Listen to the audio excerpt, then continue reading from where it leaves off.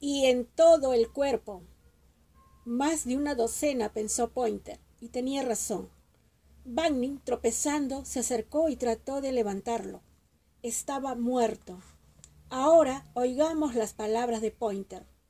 El señor Radlow corrió hacia Bagning y gritó, sacudiéndolo: ¡Asesino! Lo ha matado usted. El señor Bagning exclamó: juro por Dios que no lo he tocado. No tengo espada ni daga alguna. Efectivamente, era cierto.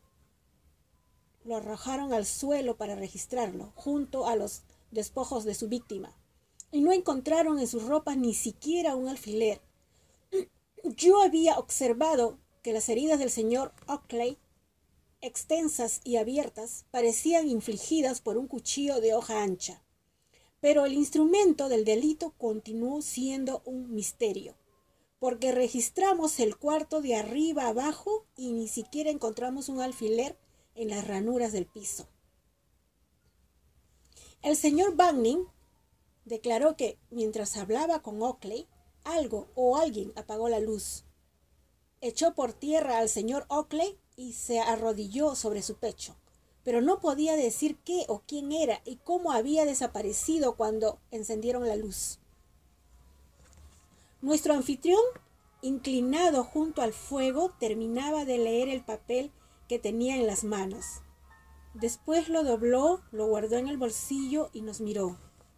La mujer del historiador, que se había acercado a su marido, se movió inquietamente. Ojalá no nos hubiera contado estas cosas, dijo con disgusto. Pero de cualquier modo, explíquenos. Todavía no comprendo. ¿Con qué mataron al hombre? Ese es el problema, contestó nuestro anfitrión, encendiendo su pipa. Si aceptamos que este mundo está gobernado por leyes naturales, no había nada con qué matarlo. Miren. Todos, en efecto, mirábamos al techo. El hacendado rogó a la señorita Mary que le contara lo sucedido. Ella empezó a sollozar suavemente y por primera vez en su vida se desmayó. Su padre quiso arrojarle agua a la cara, pero Bagning, cargándola en brazos, la llevó al piso bajo y le echaron unas gotas de coñac entre los dientes. Cuando recuperó el sentido, empezó a divagar. Evidentemente no podía relatar los hechos. Algo había apagado la luz.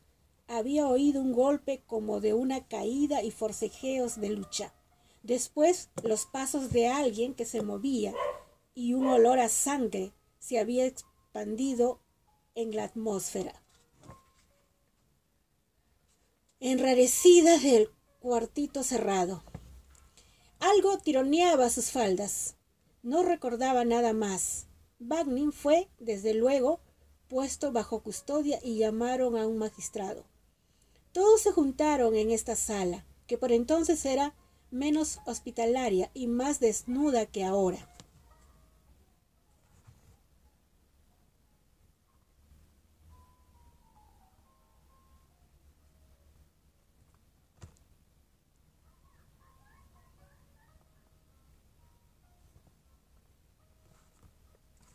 Inmovilizaron a Bagning contra la chimenea.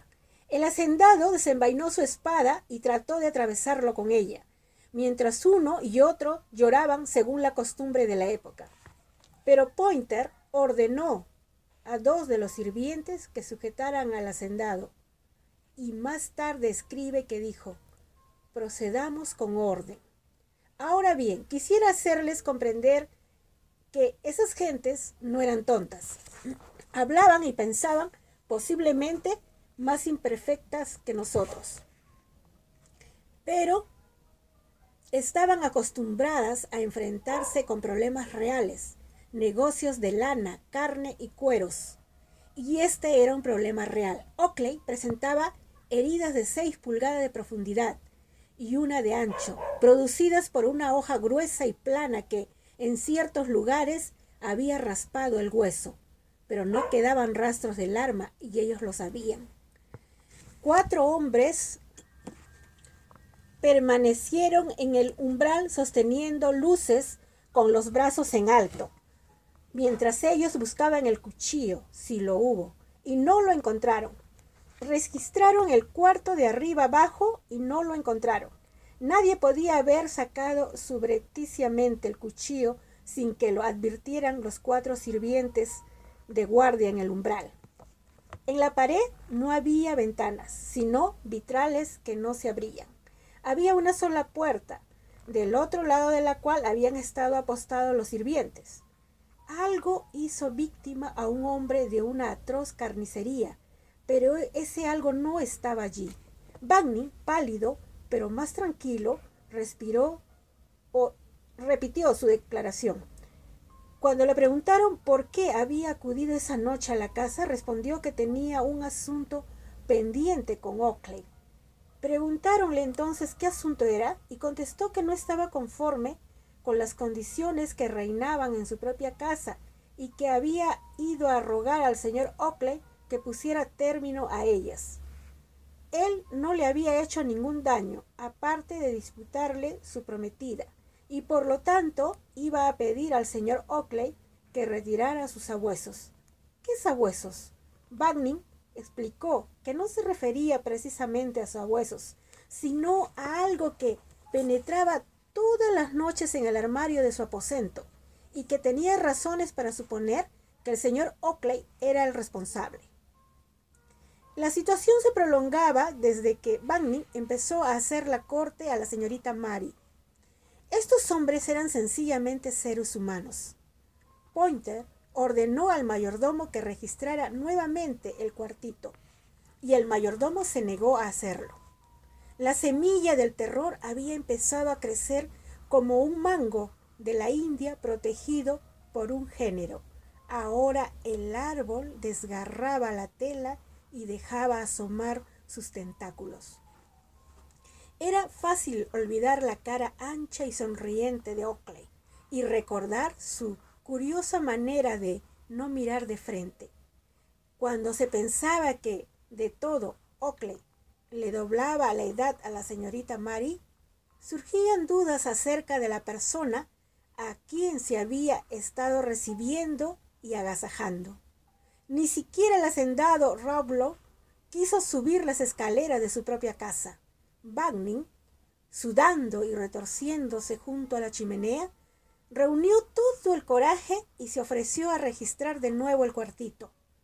Lo dejaron subir, pero no bien entró, retrocedió a la disparada, cerrando violentamente la puerta tras de sí, y los dueños de la casa estuvieron a punto de abandonarla. Nuevamente, nuestro anfitrión hizo una pausa. El inspector rompió el silencio examinando su cigarro. Hablaba con cierto escepticismo. Su voz tranquila disipó la nerviosidad de los demás.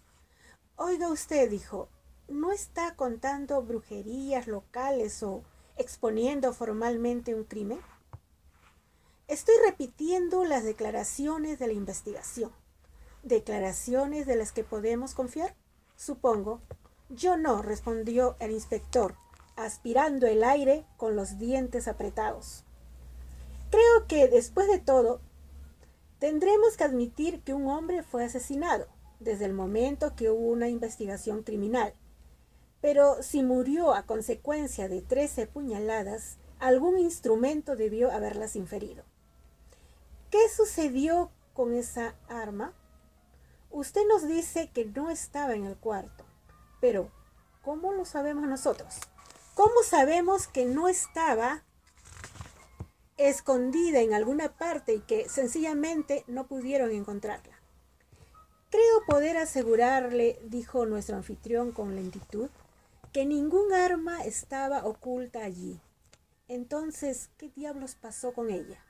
Una hoja de 6 pulgadas de largo por lo menos y una de ancho, sí, pero nadie pudo verla. No estaba oculta en ninguna parte y sin embargo nadie pudo verla. Así es. ¿Un arma invisible? Sí, contestó nuestro anfitrión, con un fulgor extraño en los ojos. Un arma absolutamente y literalmente invisible. ¿Cómo lo sabes?, le preguntó de improviso su mujer. Hasta ese momento no había intervenido en la conversación, pero desde su mecedora lo había estado examinando con curiosidad. Como él vacilara, ella se le enfrentó, acusándolo orgullosamente. «Pícaro», le gritó, «redomado pícaro, lo has estado inventando todo para que nos dé miedo acostarnos. Y como yo nada sé de este lugar, has contado una sarta de mentiras». Pero él la detuvo. «No. De haberlo inventado, les hubiese dicho que era un cuento». De nuevo vaciló e hizo ademán de roerse las uñas. «Admitiré que puedo haber tratado de engañarlos un poco, pero es razonable porque tampoco yo en realidad he descubierto el misterio. Solo puedo hacer conjeturas. Puedo adivinar cómo aparecieron las heridas, pero no es ese el verdadero problema. ¿No comprenden ustedes que no es eso lo que me preocupa?». Aquí intervino el historiador. «Mi práctica de la literatura sensacionalista», dijo, «me permite adivinar lo que usted piensa. Me resigno a que la víctima fuera acuchillada con un carámbano, como en varios cuentos que podría citarle. Después de lo cual, el hielo del carámbano se derritió, transformándose en un arma invisible». «No», dijo nuestro anfitrión, «no era fácil encontrar carámbanos en un invierno tan benigno como ese.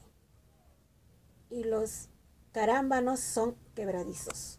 No era fácil encontrar un carámbano chato y ancho, de una dureza de acero y tan afilado como para asestar 13 puñaladas, y algunas que rasparan los huesos de la víctima.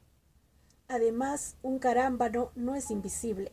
Dadas las circunstancias, el arma utilizada, a pesar de su tamaño, era invisible». «Tonterías», dijo la mujer del historiador. «Tal instrumento no existe». «Existe, si usted lo medita. Desde luego, es solo una suposición mía y puedo equivocarme. También, como acabo de decir, no es ese el verdadero problema, pese a estar tan asociado con el verdadero problema que... Pero ustedes no han escuchado el final de la historia. ¿Quieren ustedes que...?» «Por supuesto». «Temo que ya no les depare grandes sobresaltos», continuó nuestro anfitrión. El simple nombre de Richard Oakley se convirtió en una pesadilla que impedía salir de noche a la gente. La expresión «amigo de Oakley» se utilizó para designar cualquier calamidad que podía caer sobre uno de improviso. Después del crimen, se vio a Oakley caminar por el bosque, con la cabeza inclinada hacia un costado. Aún mostraba las heridas. Un gran jurado, compuesto por caballeros de Sussex y presidido por Sir Benedict Kent, absolvió de culpa y cargo a Gerald Banning. El jurado de instrucción se había referido ya a personas o cosas desconocidas, manifestando su simpatía hacia la señorita Mary y felicitándola de haber